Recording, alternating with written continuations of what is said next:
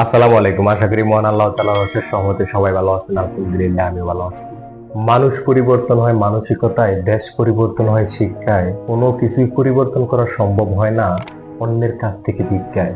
ভিডিওটি শুরু করার আগে সবার কাছে ছোট্ট একটি রিকোয়েস্ট, আপনি যদি এই চ্যানেলের নতুন দর্শক হয়ে থাকেন তাহলে অবশ্যই চ্যানেলটি সাবস্ক্রাইব করে পাশে থাকা বেল আইকনটি প্রেস করে রাখুন। যদি আগে থেকে চ্যানেলটি সাবস্ক্রাইব করে থাকেন তাহলে থ্যাংক ইউ সো মাচ। আর যদি ভিডিওটি ফেসবুক পেজ থেকে দেখে থাকেন তাহলে অবশ্যই পেজটি ফলো করতে ভুলবেন না।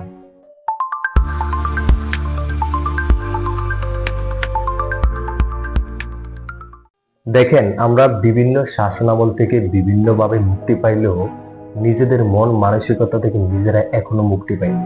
নিজেদের মন মানসিকতা থেকে নিজেদেরকে এখনো মুক্ত করতে পারিনি। আমাদের বুঝ হওয়ার পর থেকে আমাদের লক্ষ্য থাকে একটাই, টাকা কামাতে হবে। যেভাবেই হোক টাকা কামাতেই হবে। চুরি করে হোক, বাটপারি করে হোক, চিটারি করে হোক, অন্যের হক মেরে হোক, যেভাবেই হোক আমাদের লক্ষ্য থাকে একটাই, আমাদের টাকা কামাতেই হবে, আমাদের বড়লোক হতেই হবে। এমনকি খাবারের সাথে বিষ মিশিয়ে হলেও আমাদের টাকা কামাতে হবে। আর এইসব বিষয়গুলো অহরহ ঘটছে আমাদের দেশে। উদাহরণস্বরূপ আমরা বলতে পারি আমাদের দেশের ফার্মা মার্কেট, আমাদের দেশের কনজুমার মার্কেটে, আমাদের দেশের খাবার দ্রব্যাদির ভিতরে এখনো অহরহ ডেট ওভার পণ্য পাওয়া যায়। যখন কোনো কোম্পানি বা কোনো বিক্রেতা ডেট ওভার একটা পণ্যের গায়ে আবার নতুন করে লিফলেট লাগিয়ে সেটা আমাদের হাতে তুলে দিতে পারে, তাহলে এটা খাবারের সাথে বিষ মিশানো সে কম কোথায়? এইসব ঘটনাগুলো আমাদের দেশে প্রতিনিয়তই হচ্ছে। এরকম অনেক ঘটনা আমি নিজে চোখে দেখে ফেস করেছি। বুঝ হওয়ার পর থেকেই আমাদের ফ্যামিলি, আমাদের পরিবার, আমাদের গ্রামগঞ্জ, পাড়া মহল্লার মানুষগুলো আমাদের মস্তিষ্কে একটা নেশায় ঢুকিয়ে দেয়, আমাদের টাকা কামাতেই হবে, আমাদেরকে বড়লোক হতেই হবে। আর এই টার্গেট আমাদের মস্তিষ্কে পুশ করবে না কেন? দেখবেন যার টাকা আছে সেই হয়ে যায় গ্রামের মোড়ল, যার টাকা আছে সেই হয়ে যায় দেশের গণ্যমান্য ব্যক্তিবর্গ। এমনকি এই টাকার উপরে বিশেষ করে সুদখোর ঘুষখোর হয়ে যায় মসজিদের সভাপতি, সুদখোর ঘুষখোর হয়ে যায় নুরানি হাফিজি মাদ্রাসার পরিচালক, কারণ তার টাকা আছে। কি আজীব এক মন মানসিকতার মানুষ আমরা! যার টাকা আছে তার সব আছে, যার টাকা নাই তার কিছুই নাই। এটাই হলো আমাদের বাংলাদেশিদের মূল সূত্র। এই সূত্রকে সামনে রেখে আমরা সব সময় টাকার উপরে বিশেষ করে মানুষকে মাপকাঠি দেওয়ার চেষ্টা করি। এজন্যই আমাদের বাঙালিদের কোনো উন্নতি নাই। আমাদের বাঙালি জাতির রক্তে মাংসে মিশে আছে কুবুদ্ধি, কুচিন্তা ভাবনা আর নেগেটিভ চিন্তা ভাবনা, আর শুধু নিজের পকেটের চিন্তা ভাবনা। তাই যে যেভাবে পারছে টাকা কামিয়ে বেড়াচ্ছে। উদাহরণস্বরূপ বলা যায়, দেখবেন গভীর রাতে যদি কেউ বিপদে পড়ে তখন 10 টাকার রিক্সা ভাড়া 200 টাকায় পরিণত হয়।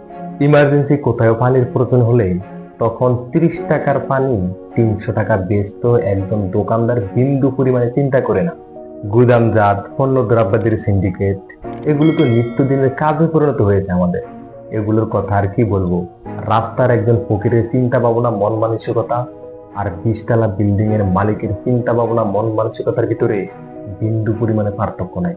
এই হলো আমাদের মন মানসিকতা, এই হলো আমাদের চিন্তা ভাবনা, এই হলো আমাদের মন মানসিকতার বহিঃপ্রকাশ।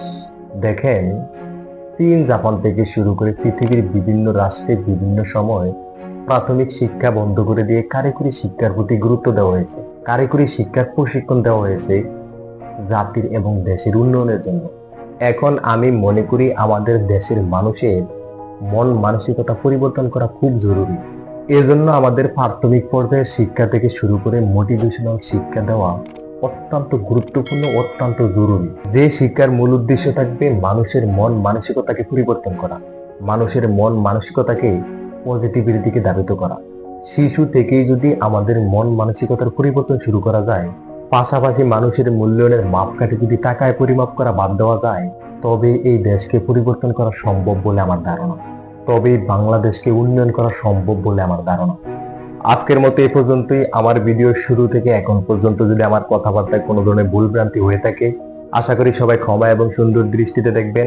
আরেকটি বিষয় হলো, আমি সব সময় আপনাদেরকে বিভিন্ন বিষয়ে পরামর্শ দেওয়ার চেষ্টা করি, বিভিন্ন বিষয়ে মোটিভেট করার চেষ্টা করি। তাই বলে যে আমার ভুল হবে না, বিষয়টি এরকম নয়। মানুষ কখনো ভুলের ঊর্ধ্বে নয়, আর আমি একজন মানুষ। আল্লাহ তাআলা বাঁচিয়ে রাখলে সামনে আবার দেখা হবে নতুন কোনো বিষয়ে, নতুন কোনো ভিডিওতে। দোয়া করি সে পর্যন্ত আল্লাহ তাআলা সবাইকে ভালো রাখুক, সুস্থ রাখুক। আল্লাহ হাফেজ।